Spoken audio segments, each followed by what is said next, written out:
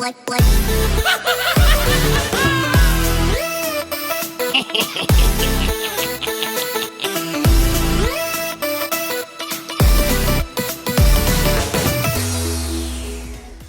up guys, welcome back to Toon Duelists. Today I'm going to show you my Altergeist deck profile, which I recently got second place at the locals with. I was playing against very powerful deck profiles, I was playing against Scareclaw, Kashtira, Horus, and yeah, it was able to compete pretty well obviously. A very good control deck, probably the best control deck in the current format. I totally love this deck, I'm pretty excited to show it to you guys. And without further ado, let's go! So we start off with the monsters. We play 3 Altergeist Marionetta. Awesome card that searches a trap on normal summon. Awesome combo with this card also possible. Then we play 3 Meloseek. Generic searcher for Altergeist monsters when it's sent to the grave. Awesome card. Then of course, Multi-Faker. Heart and Soul of this deck. Awesome card that special summons itself when a trap is activated and then special summons another Altergeist monster from your deck. This card is basically the heart and soul of so many combos, it's insane.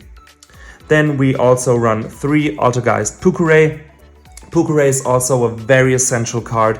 You can link summon using it from your hand and then bring it back from the grave. It also can chain block some of your grave effects, so also very awesome card. Then we run 2 Malwisp. Malwisp is also a very important card in this deck. It also is a great extender, special summons itself when it's searched to your hand and then summons back an Altergeist monster from your grave. But 2 is definitely enough, we don't need more. We don't want to see it in your starting hand actually, we want to search that out, so 2 is very good. Then we run 1 Kunkriri. Basically just a protection from a direct attack. Can come in handy actually, I've used this a couple times in my matches. We run 1 Silquitus. Silquitus is also an awesome card, can be a great interruption. And then we run 1 Peritrader. Peritrader can also work as a great extender in this deck with its ability to send a trap or an Altergeist card from your deck to your graveyard, I'll explain that later. Awesome card. And then for the hand traps we run 2 Ash Blossoms. That's it for the monsters guys, let's move to the spells. So for the spells we run 2 Pot of Prosperity, of course, for consistency, and then we run 2 Secret Village of the Spellcasters. And let me tell you, this card is totally awesome, it single-handedly won me duels. There are so many decks that rely on spell cards and with this card you block them all out, it's crazy. I've definitely been thinking of bumping this up to 3. But as I said, with the current build, I'm doing pretty well actually. But it's also one you have to side out when you know you're going to be going second. So let's talk about the heart and soul of the deck. We talk about the traps. We start things off with 3 Personal Spoofing. Personal Spoofing lets basically switch you 1 Altergeist card from your hand or field with another one from your deck. Awesome card. Sadly, it's no Altergeist card, so it's not searchable, and that's the reason we need 3. Next up is Altergeist Manifestation. This is also a great extender, very good because it lets you summon back your link monsters from your grave, which is insane. Awesome card. Definitely. Then only 1 Protocol. A Protocol is one of the best traps we have in the deck. Can negate any monster effect from your opponent, but it's easy searchable with various cards, so we only need 1. Another card we only need 1 of is Altergeist Revitalization. This card is basically only needed in the grave. We put it in the grave with Peritrader and then we can banish it for an additional normal summon, so it's a great extender. Then we run 1 Metaverse. Metaverse is basically the better version to get to our Secret Village of the Spellcasters, because of course with cards like Multi-Faker we definitely want to activate some traps, and putting this up during our opponent's turn is just awesome. And we have left 1 last Altergeist card, Altergeist Haunted Rock. This card is not in here for its great trap negation effect, but it's part of a pretty combo. I'll show you guys in another video, check that out. But basically a combo piece we need, and that's also the reason we only need 1, because it's also searchable. Then we run 2 Solemn Strike. It's awesome what this card can do, just like Solemn Judgment. Same here, awesome card. Then of course we run 2 Infinite Impermanence, best trap out there, and a card which is so good, and I recently just recognized why this card is so good, is Destructive Daruma Karma Cannon. This card is insane in this deck because it basically books all monsters that can be booked, and if either you or your opponent control open monster after that, so basically if any one of you has a link monster out, they have to put it into the grave.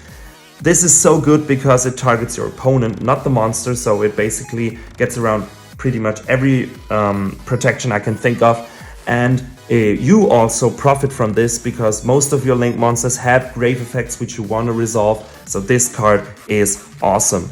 Against Scareclaw, this was a killer. And then lastly, we run one Evenly Matched to round it up.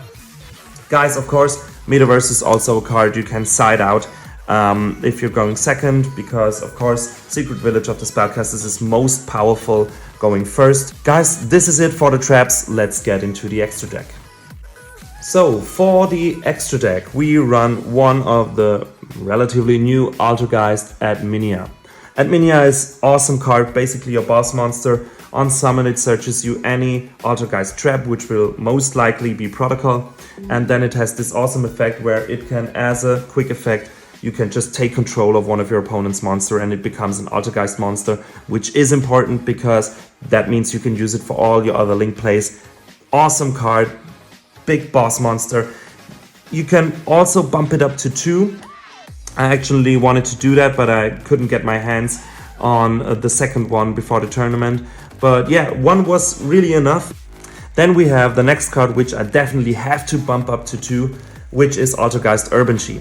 Urban Chi is basically your step after Hextia and before Adminia. Awesome card, which you can basically just switch one Altergeist monster you control with one from your deck. Awesome effect. And then the grave effect is also great, where you can just add an Altergeist card from your grave back to your hand. This card is a great extender and basically pretty important part of the link climbing, but definitely should get another one. So I'll just put this right here. Because yeah, I was missing 1 in the tournament actually, could have used 1 more. Then of course we run 3 Altergeist Hextia. This card is so important, it's your bread and butter.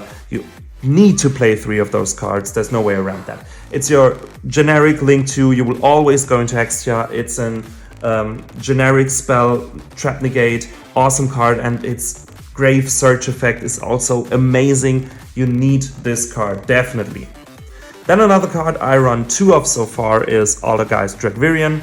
Dragvirion is a card not every Altergeist deck sees, and I just don't understand why, because it's pretty easy to make with Malwisp and Multifaker, and this card has the awesome effect that if it's tributed, you can just special summon it back again. So in combination with Hextia, this card is insane because it raises Hextia's attack points pretty high.